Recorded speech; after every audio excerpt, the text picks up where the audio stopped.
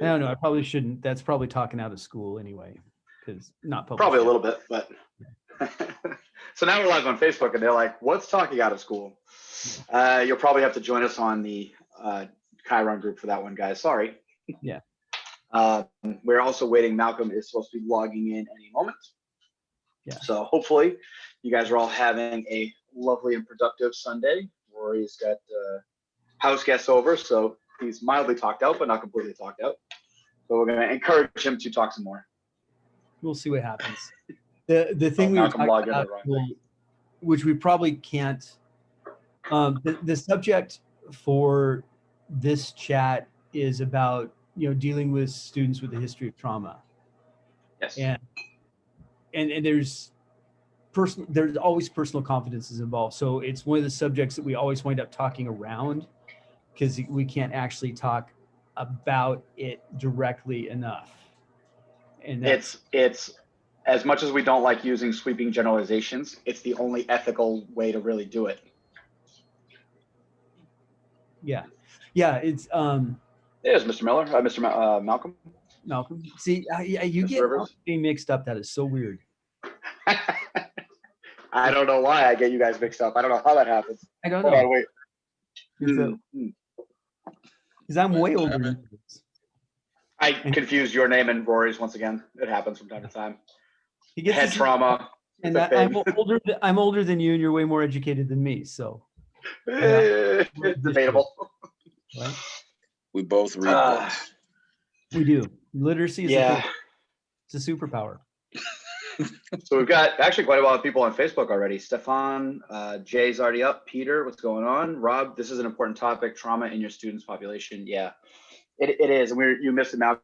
We were just saying that, like, this is one where we don't like using sweeping generalizations, but due to confidences, you kind of have to, based upon like all of our individual prior experiences. So yeah, setting general rules will be very important here. I think the challenge with trauma, there are a bunch of challenges with trauma. Challenge number one is the real one, which is navigating through helping people turn experiences into power. And I was getting ready to say bad experiences, but the labels are important, because if it's a bad experience and all that can come from it is bad. If it's just an experience, any number of things can come from it, or a series of experiences. With that said, that part is very, very tricky to navigate because experiences vary, reactions vary, needs vary, etc. And most people teaching aren't professional psychotherapists, and professional psychotherapists have shitty records at this. Yeah. That's what so one of those, I think one of the things that damages the students most is when you on your own decide to turn it into a big deal. Yes. That's why I tried to take bad away from experiences, because it was whatever it was. I wasn't there. I don't fucking know. I wasn't in your head. Really important. Peter just put something on Facebook, and I know you guys can't see it. Peter, I like this, and this is good to set an operational definition. He said, first you need to define trauma. That was the second problem, because now because trauma is a word that some popular culture people got a hold of, and it applies to a lot more than it used to. I'm not saying it should or it shouldn't. I'm not saying it's real or it's not. I'm saying the definition has been more broadly applied lately than it used to. Are you saying if they don't have my hot apple pie, I've been traumatized? Is that what you're saying? I didn't say anything but make a general observation about how people use a word. You two have heard this story, but my daughter at one point, we were sending her to a room and she said, "This is torture." And I did my usual, "No, I can show you torture. This is not torture." But she looked me right in the eye. She goes, "This is the worst thing I've ever experienced. Therefore, it is torture." And she's like, what, 7? But that's the thing with trauma is this is the worst thing I've ever experienced. Therefore, this is trauma, or this is my trauma. And if you've dealt with it, we had one. Both my mom and sister lost a kid, way too young, and so I watched two mothers go through that. But one of the funerals, someone actually had the gall to walk up to my sister and says, "I know how you feel. I lost a pet recently." Okay. But in that person's mind, that was the most horrible thing they'd ever felt. So she felt she could totally relate to someone who had just lost a child. And I think that's part of the challenge. Number one is that, well, actually, it's kind of related to challenge number 1 and 2. One, because helping people turn experiences into power is very difficult, especially if you haven't had experiences that are in the general neighborhood. You don't understand what kind of corollaries there are. And then 2, the more broadly the term is used, the more people assume that, well, I've had trauma and they've had trauma and therefore I get it. So I lost a pet and they lost a person and therefore I get it. And that is the less it means. Yeah. Peter Jones added on Facebook, I had a student who was very fit and strong. He had PTSD from being in Army in Afghanistan. He loved martial arts, but wouldn't engage in ground grappling for fear of being trapped and freaking out. He had a greater fear of hurting someone else. And then Peter added, as an aside, loving the beard work going on. So I just always have to fluff that up as possible. Mine's compensatory, in case you can't tell. So one of the things I like doing is reversing. So we talked about this to talk about defining trauma, because everyone will define trauma in their own way for their own selves. I tend to work it the other way. If someone can be as oblivious as thinking that losing a pet lets them understand losing a child, I have a tendency to reverse that. Is like, no matter what kind of horrible shit I've been through, there are people out there that have been through so much more horrible shit than I can imagine, that it becomes a humbling thing. I'm not trying to, I'll listen to anybody, but I'm not going to play any kind of competitive game. There's just too much horrible shit out there. And my shit, the very fact I haven't killed myself means my shit's not that bad. It's okay.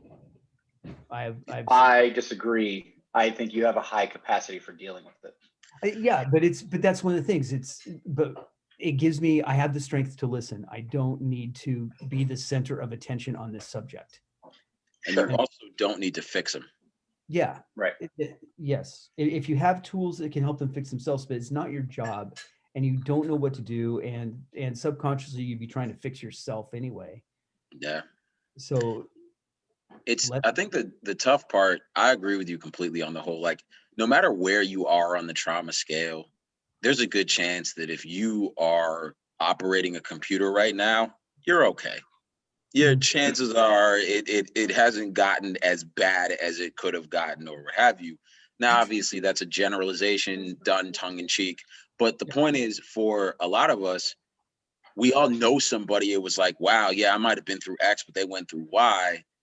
And I think the competition is the most dangerous part of this in some regards. It's almost worse than just slipping and just accidentally kind of making something a little bit worse. It's when it's like, well, I've been through this too. And it's like, okay, good, I guess. I don't know how I'm supposed to feel about that. Yeah. I'm gonna, this is, how do I say this without triggering anybody? I'm triggered already. I like it.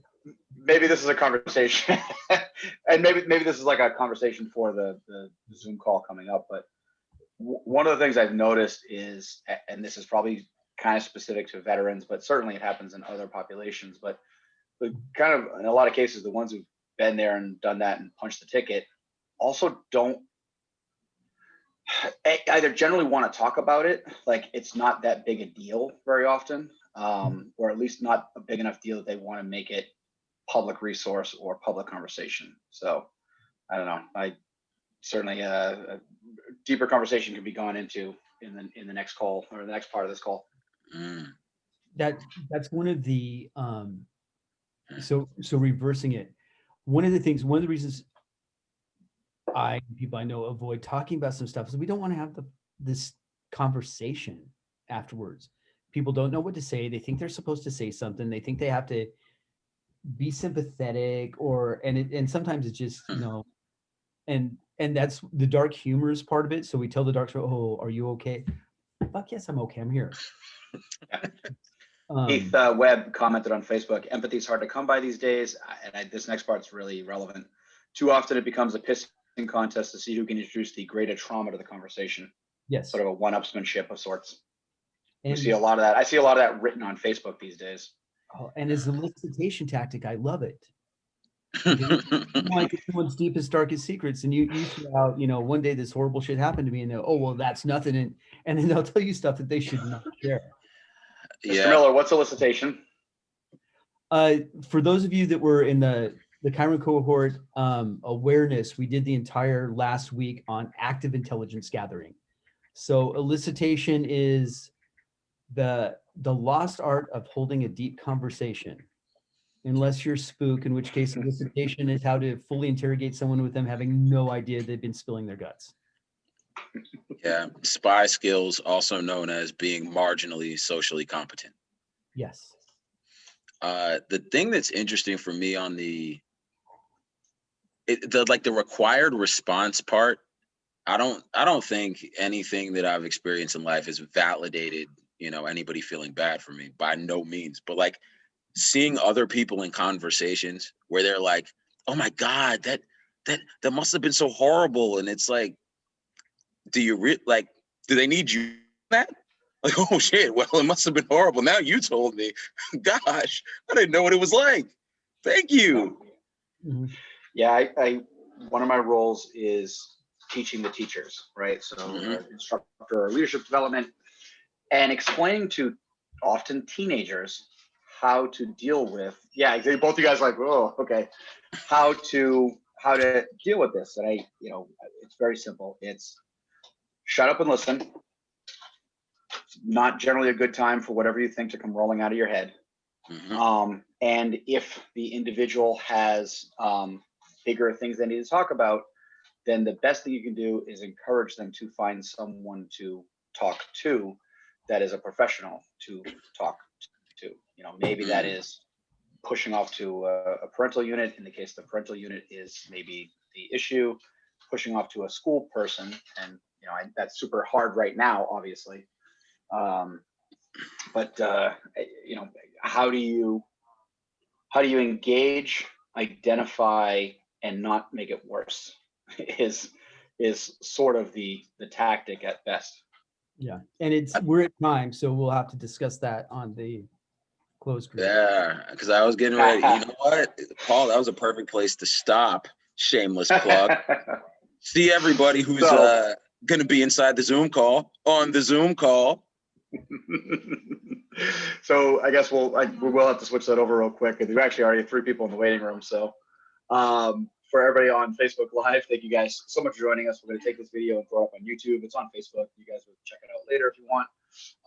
Anybody curious? We're going to talk for the next hour and a half, at least. I was trying to explain to somebody what my Sunday nights look like, and they're like, wait a minute, at least an hour and a half? I'm like, yeah, until Rory and Malcolm get rolling at 8, and then it's in 3 hours. We got to save the world with whiskey, man. Come on. The only way to do it, gentlemen. The only way to do it. So, but yeah, you're very welcome, guys, to join us. It's $10 a month to be part of the conversation inside the private group. And every week we do this call for roughly 90 minutes on a Sunday night. Sometimes it's more. And I'm like yawning in the background because I get up very early in the mornings. So, but thank you guys for joining us on Facebook. And we'll see everybody in the Chiron Zoom in a moment.